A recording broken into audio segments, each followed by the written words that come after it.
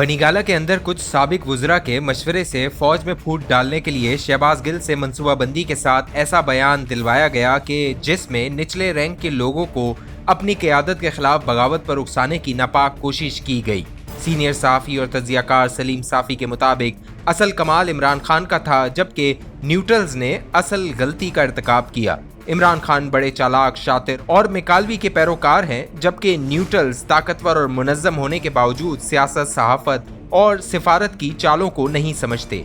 ये तीनों grey areas के शोबे हैं और यहाँ कोई बात ब्लैक एंड वाइट में नहीं होती, जबकि न्यूट्रल्स की तरबियत ब्लैक एंड वाइट में की जाती है। इनकी ज़िंदगी मुनज़्ज़म होती है, वो ज़्यादा मेहनत करते हैं, ज़्यादा पढ़ते और लिखते हैं, लेकिन ब्लैक एंड वाइट अंदाज में सोचते हैं। डिसिप्लिन फोर्स होने की वजह से वो राय पहले बनाते हैं और फिर लिखते पढ़ते वक्त भी अपनी राय के लिए दलाइल तलाश करते हैं, न कि दलाइल सुनकर राय कायम कर लें। अब एक तरफ पीपल्स पार्टी और मुस्लिम लीग नून ने अपनी कारकर्दगी और करप्शन की वजह से न्यूट्रल्स को बुरी तरह मायूस किया था, और दूसरी तरफ इमरान खान ने बड़ी होशियारी और चालाकी के साथ न्यूट्रल्स के सामने अपने आप को एक ऐसी मुतबादल फोर्स के तौर पर पेश किया जो पाकिस्तान को करप्शन से पाक कर देगी, दो खानदानों की सियासी अजारादारी खत्म कर देगी और आलमी बरादरी को भी पाकिस्तान के कदमों में ला बिठाएगी। चुनाचा 2010 से न्यूट्रल्स इमरान खान की मोहब्बत और जरदारी व नवाज शरीफ की मुखालफत में गैर जानिबदार बन गए। उन्होंने अपने हल्फ की भी खिलाफ वर्जी की और इमरान खान को लीडर बनाने के लिए गैर आईनी किरदार भी अदा किया। पहले जरदारी को मुल्क दुश्मन साबित किया गया और इस अमल में नवाज शरीफ को भी इस्तेमाल किया गया, और फिर नवाज शरीफ की बारी आई तो इसमें जरदारी को भी इस्तेमाल किया गया। जनरल ज़हीरुल इस्लाम ने ताहिरुल कादरी को साथ मिलाकर इमरान खान से इनके खिलाफ धरने दिलवाए। गुज़िश्ता बरसों में न्यूट्रल्स ने इमरान खान के हर गुनाह से सरफे नजर किया और इसकी सजा से इनको बचाए रखा, जबकि इनके सियासी मुखालिफिन के हर गुनाह को बढ़ा चढ़ा कर पेश करते रहे। न्यूट्रल्स ने जानिबदार बनकर इमरान खान के हक में और इनके मुखालिफिन के खिलाफ मीडिया को इस्तेमाल किया। अदलिया के वक्कार को दाव पर लगाकर इससे नवाज शरीफ और जरदारी के खिलाफ फैसले करवाए गए, जबकि दूसरी तरफ इमरान खान को सादिक और अमीन का सर्टिफिकेट दिलवाया गया।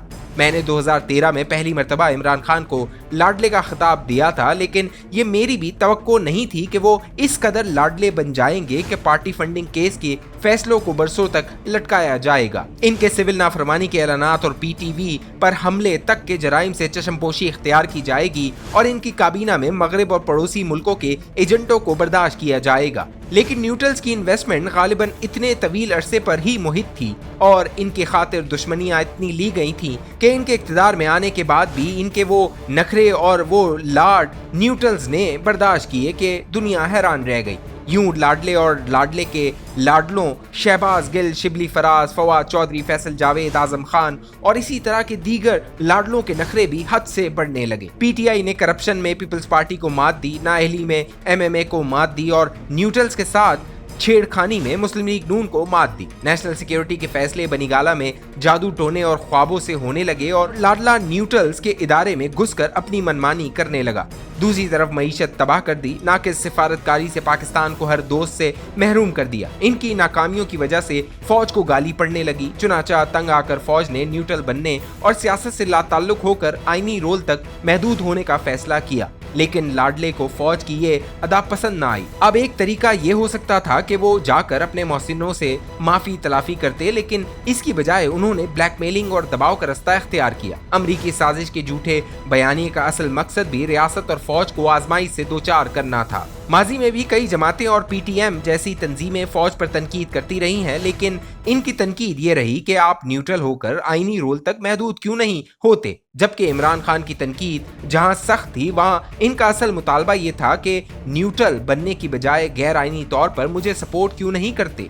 प्रोपेगेंडे के जोर पर लाडला अपना ये झूठा बयानिया आवाम की एक बड़ी तादाद में रासिक करने में कामयाब हो गया कि इसे इस साजिश के तहत निकाला गया। दूसरी तरफ लाडले की ये खुश किस्मती थी कि इनकी मुतबादल जो हुकूमत आई वो चूचू का मुरब्बा थी।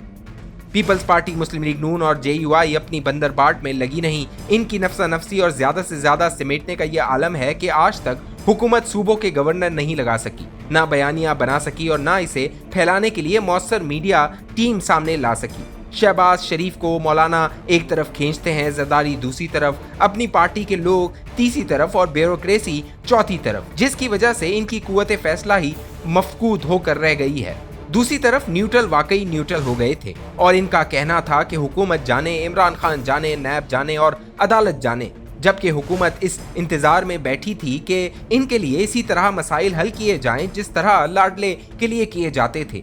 इस सूरत-ए-हाल से लाडले को और हौसला मिलता था। अदलिया में इनकी सपोर्ट और इदारों में बाज लाडलों के इनके साथ और इनके हामी मीडिया की दरपर्दा हौसला अफजाई से इनका हौसला और बढ़ा और यहाँ तक बढ़ा कि जनरल सरफराज और दीगर शोहदा की शहादत की आड़ में सोशल मीडिया के जरिए गंदी सियासत खेली और बाद में बनीगाला के अंदर कुछ साबिक वुज़रा के मशवरे से फौज में फूट डालने के लिए शहबाज गिल से मंसूबाबंदी के साथ ऐसा बयान दिलवाया गया कि जिसमें निचले रैंक के लोगों को अपनी क़यादत के खिलाफ बगावत पर उकसाने की नापाक कोशिश की गई।